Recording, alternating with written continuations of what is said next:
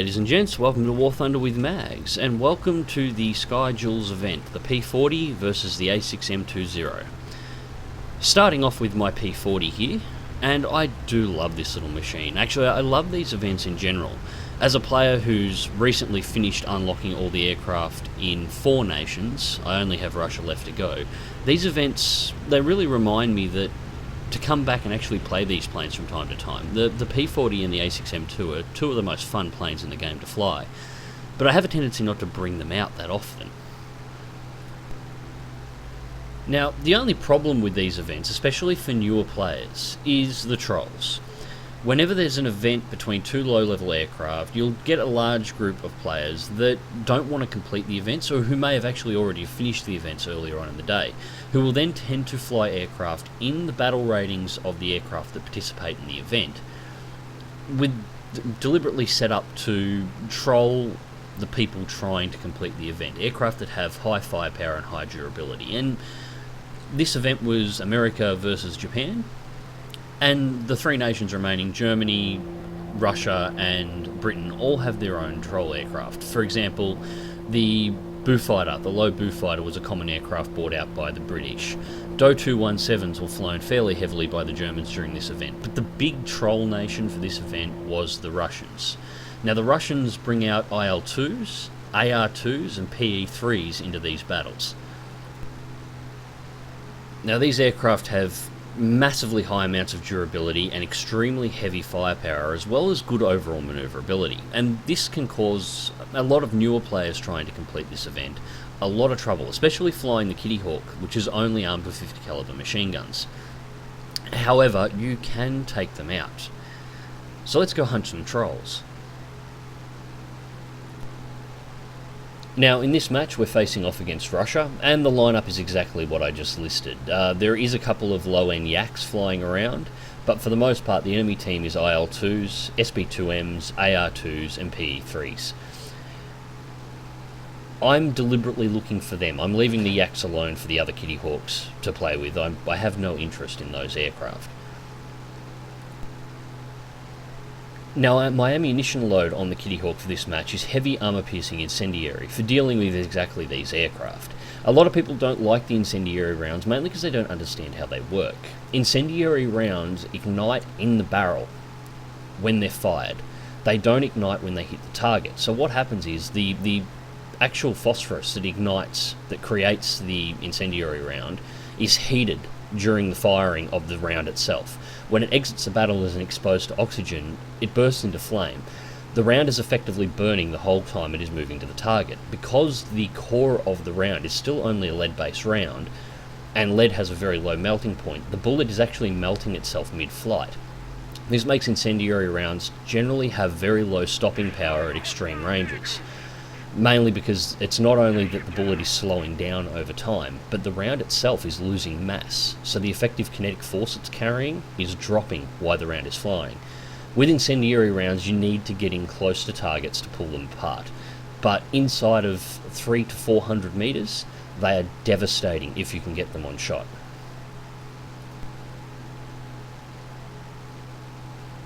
Now, the first IL-2's been spotted. I'm positioning myself to dive in.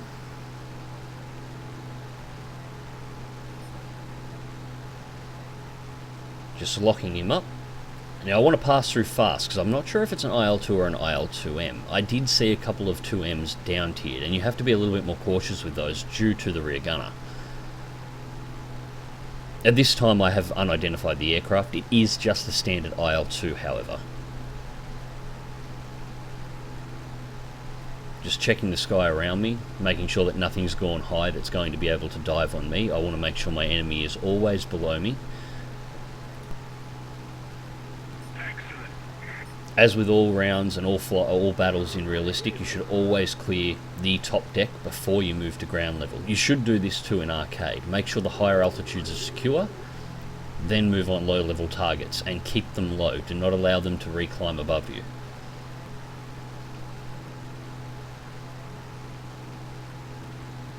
Now, I'm just waiting for more confirms. There was 2 on that IL-2, so I decided to leave it alone, but a second target's presented itself through the clouds. And the good part is, he won't see me coming, because I have cloud obscuring my position.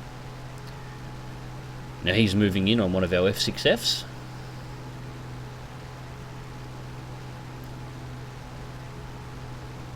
Time to give him the good news. Kill the WEP so I don't overspeed. Gently bring it around. I don't want to over G either here. This is the most dangerous part of the maneuver because I am moving fast. I can potentially break the plane. Invert half roll. Aileron roll out. And try and rake the cockpit. Score hits, no criticals. IL-2's moving to maneuver. I just follow it around. There's no need. The IL-2 pilot, they might think that they're the most manoeuvrable things in the sky, but the Kittyhawk has no trouble dealing with them. A couple of shots, just trying to work out my lead. It has been a while since flying this plane, so I was getting used to it a little. Get a critical hit on the aileron. Second hit and light him on fire. That's him out of the battle. And you can see the amount of damage that incendiary rounds can put into things like IL-2s with massive fuel tanks in the wings once you get in at short range. At inside of 100 metres, you're pretty much guaranteed to light targets on fire if you score a hit to the fuel tank. Second punching criticals in. I've done elevator damage to that one, and into the ground it goes, so that's a second IL-2 out. And you can see, despite popular belief that the 50 calibers are not effective at lower tiers, they are devastating if you aim them on target. I just had another IL-2 make a pass through. I'm going to ignore him. He's got 2 targets on his tail, but he's a PE3. Now I've got to be a little more cautious here. These things do have rear gunners, and generally fairly accurate ones. So I'm trying to get a lead shot here. I'm trying to get the rounds to drop onto the elevator, and there's a critical hit. I killed a gunner. I never score a critical on the elevators itself, but it's clear I did damage. The plane's forced itself into a stall, and it looks like it's something it's incapable of, but I just took a second hit. PE3 crashes, third kill of the match. I am running slightly low on ammo. I probably got enough to take out another target, but 3 kills secures me my event, and the damage to the aircraft, I'd really like to make it out of this one alive. So with the engine red, wing red, and the fuselage red, time to head back to base.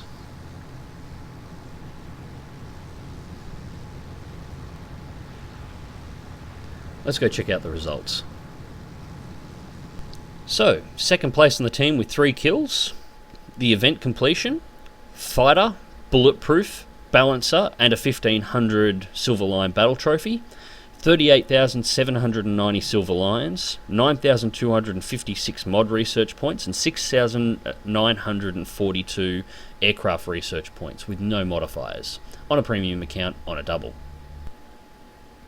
Now, as you can see, the P40 may only be equipped with 50 calibers, but once you learn to aim it and keep those guns on target, even the fabled Stalinwood will crumble before well-aimed shots from American 50 caliber guns. And that's comes down to practice more than anything else.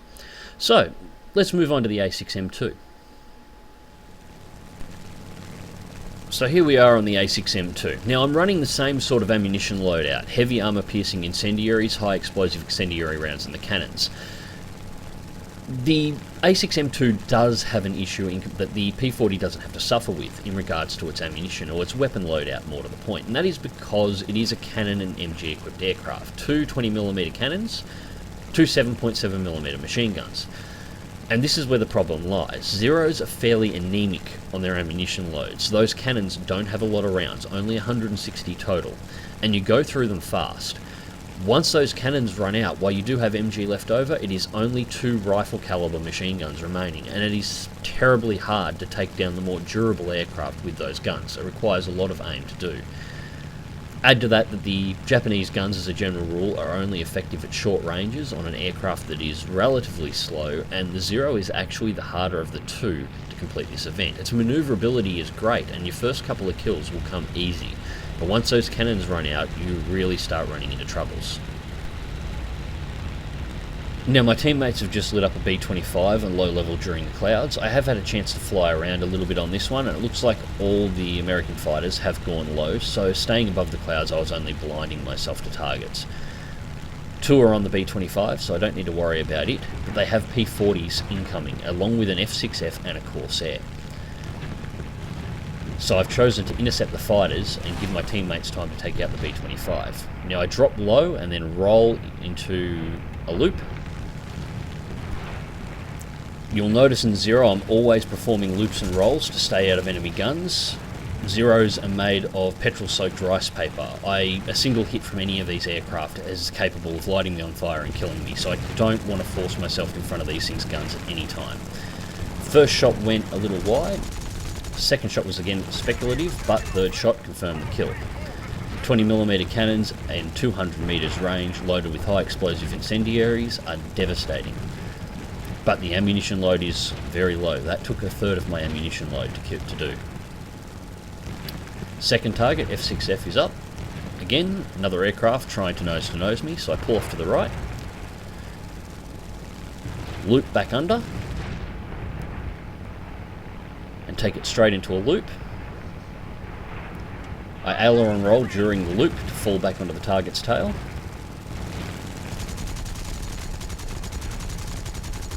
Running a little short on the burst there, but the second burst connects. Second kill, pilot dead.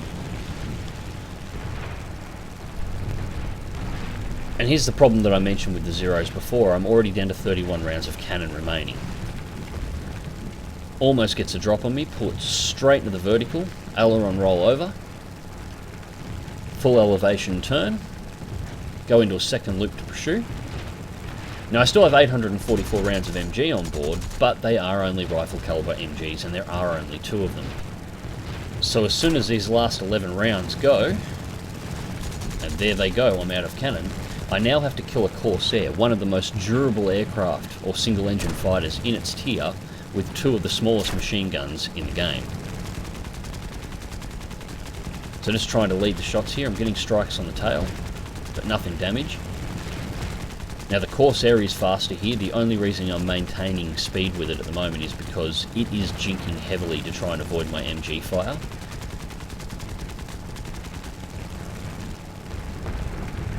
And while I am manoeuvring to follow it, the Zero loses less speed in those small manoeuvres. So I get a critical hit there, and I thought he was going to go down onto the runway, but he manages to pull it up, so I pull a negative roll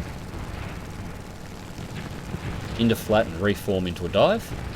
I didn't want to continue the loop then. I would have let him get too far away and I would never have caught him. He would have just pulled away. I've got to get back on his tail fast. Hayabusa comes in to take a shot. I put in this thing right on the deck, full wet. My engine is starting to overheat, but I can't afford to back off on the engine at the moment. If I do, this guy's going to get away. He turns to jink away from the Hayabusa, and that slowed him down just enough that I can pull him back into range. Just re-aiming my shots for the distance, and score another critical. That was his elevators taken out, and into the drink he goes, third kill.